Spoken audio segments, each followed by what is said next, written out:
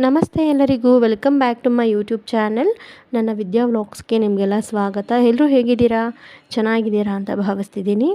ನನ್ನ ವೀಡಿಯೋಸ್ನ ಚೆನ್ನಾಗಿ ನೋಡ್ತಾ ಇದ್ದೀರಾ ಅಂದರೆ ವ್ಯೂಸ್ ಬರ್ತಾ ಇದೆ ನನ್ನ ಚಾನೆಲ್ಗೆ. ನಾನು ಹೊಸದಾಗಿ ಓಪನ್ ಮಾಡಿರೋದ್ರಿಂದ ನನಗೆ ವ್ಯೂಸು ಬರುತ್ತೋ ಇಲ್ವೋ ಅಂತ ಅನ್ನೋದೊಂದು ಡೌಟ್ ಇತ್ತು.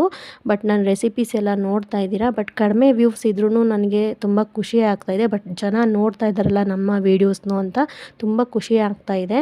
ಹಾಗೆ ಮತ್ತು ಯಾರಾದರೂ ನನ್ನ ಚಾನಲ್ನ ಈಗ ಹೊಸದಾಗಿ ಯಾರು ನೋಡ್ತಾ ಇದ್ದರೆ ದಯವಿಟ್ಟು ಸಬ್ಸ್ಕ್ರೈಬ್ ಮಾಡಿಕೊಂಡು ನನ್ನ ಚಾನಲ್ನ ನೋಡಿ ಸಪೋರ್ಟ್ ಮಾಡಿ. ನನ್ನ ವೀಡಿಯೋಸ್ ನಿಮಗೆ ಇಷ್ಟ ಆಗ್ತಿದ್ರೆ ದಯವಿಟ್ಟು ನಿಮ್ಮ ಫ್ಯಾಮಿಲಿ ಫ್ರೆಂಡ್ಸ್ಗೆಲ್ಲ ಶೇರ್ ಮಾಡಿ, ಹಾಗೆ ಲೈಕ್ ಇವತ್ತು ನಾನು ಮಾಡ್ತಿರೋ ರೆಸಿಪಿ ದಹಿ ಬಿಂದಿ.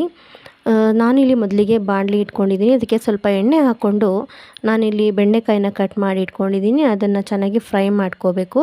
ಆ ಅಂಟು ಎಲ್ಲ ಹೋಗಬೇಕು. ಸೊ ನಾನು ಲೋ ಫ್ಲೇಮ್ನಲ್ಲೇ ಇಟ್ಕೊಂಡು ಚೆನ್ನಾಗಿ ಬೆಂಡೆಕಾಯಿನ ಹುರ್ಕೋತಾ ಇದ್ದೀನಿ.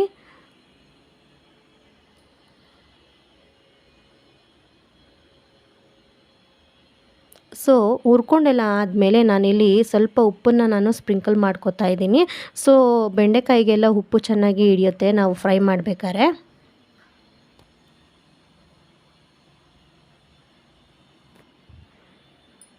ಇಲ್ಲಿ ನೆಕ್ಸ್ಟು ನಾನು ಹುರಿದಿರೋ ಬೆಂಡೆಕಾಯಿನೆಲ್ಲ ನಾನೊಂದು ಪ್ಲೇಟ್ಗೆ ಸರ್ವ್ ಮಾಡಿ ಇಟ್ಕೋತಾ ಇದ್ದೀನಿ.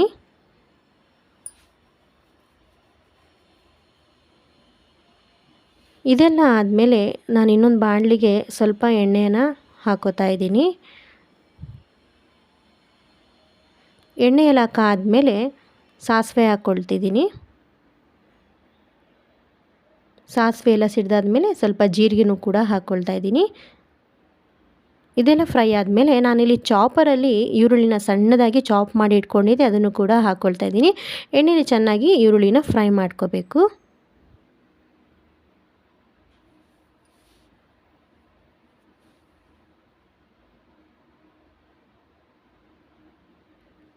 ಈರುಳ್ಳಿ ಎಲ್ಲ ಫ್ರೈ ಆದಮೇಲೆ ನಾನಿಲ್ಲಿ ಶುಂಠಿ ಬೆಳ್ಳುಳ್ಳಿನ ನಾನಿಲ್ಲಿ ಅಂದರೆ ಕುಟಾಣಿಲಿ ಕುಟ್ಕೊಂಡು ಇಟ್ಕೊಂಡಿದ್ದೀನಿ. ಸೊ ಕುಟಾಣಿಲಿ ಕುಟ್ಕೊಂಡು ಹಾಕ್ಕೊಳ್ಳೋದ್ರಿಂದ ಟೇಸ್ಟ್ ಬೇರೆ ಥರನೇ ಇರುತ್ತೆ. ನಿಮಗೆ ಶುಂಠಿ ಬೆಳ್ಳುಳ್ಳಿ ಪೇಸ್ಟ್ ಇದ್ದರೆ ನೀವು ಅದನ್ನು ಕೂಡ ಹಾಕೋಬೋದು. ನಾನಿಲ್ಲಿ ಜಜ್ಜಿಟ್ಕೊಂಡಿರೋ ಶುಂಠಿ ಬೆಳ್ಳುಳ್ಳಿನ ಹಾಕ್ಕೊಂಡು ಚೆನ್ನಾಗಿ ಎಣ್ಣೆಯಲ್ಲಿ ಫ್ರೈ ಮಾಡಿ ಇಟ್ಕೋತೀನಿ.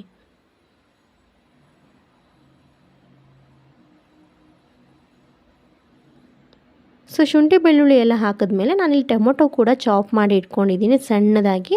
ಅದನ್ನು ಕೂಡ ನಾನು ಹಾಕ್ಕೊಂಡು ಚೆನ್ನಾಗಿ ಫ್ರೈ ಮಾಡ್ಕೊತೀನಿ.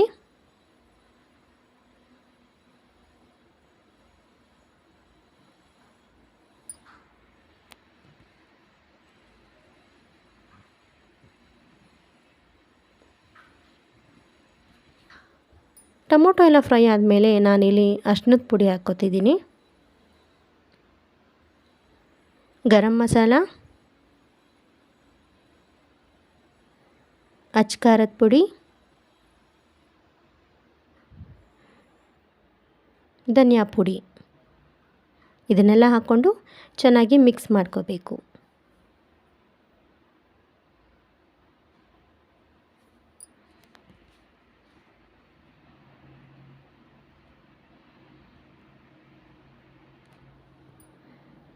ಸೊ ಇದೆಲ್ಲ ಆದಮೇಲೆ ಇದು ಚೆನ್ನಾಗಿ ಫ್ರೈ ಆಗಿದೆ.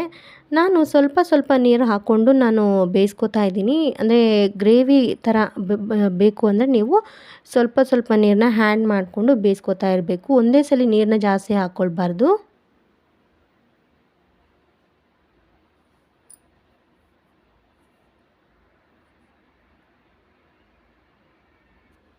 ಸೊ ಈ ರೀತಿ ಎಲ್ಲ ಚೆನ್ನಾಗಿ ಬೆಂದಿದೆ. ಸೊ ಇದೆಲ್ಲ ಆದಮೇಲೆ ನಾನು ಲಾಸ್ಟಲ್ಲಿ ಸ್ವಲ್ಪ ಮೊಸರನ್ನ ಹಾಕ್ಕೋತಾ ಇದ್ದೀನಿ. ಮೊಸರನ್ನ ಹಾಕ್ಕೊಂಡ್ಮೇಲೆ ಅದನ್ನು ಚೆನ್ನಾಗಿ ಮಿಕ್ಸ್ ಮಾಡ್ಕೋತಾ ಇದ್ದೀನಿ.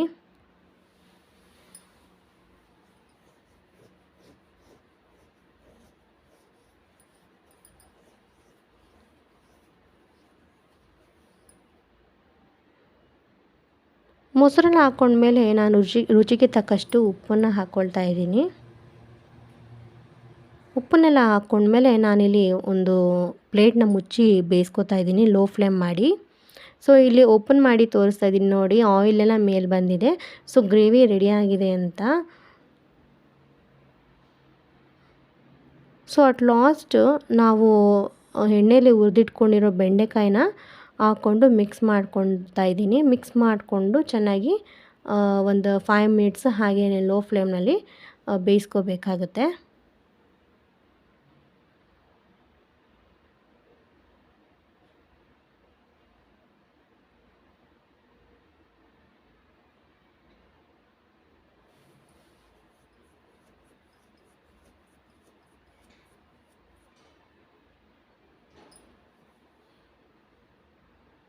ಸೊ ಅಟ್ ಲಾಸ್ಟ್ ಎಲ್ಲ ರೆಡಿಯಾಗಿದೆ. ದಹಿ ಬಿಂದಿ ರೆಡಿಯಾಗಿದೆ. ನಿಮ್ಗೆ ಇಷ್ಟ ಆಯಿತು ಅಂದ್ಕೊತೀನಿ. Thank you friends.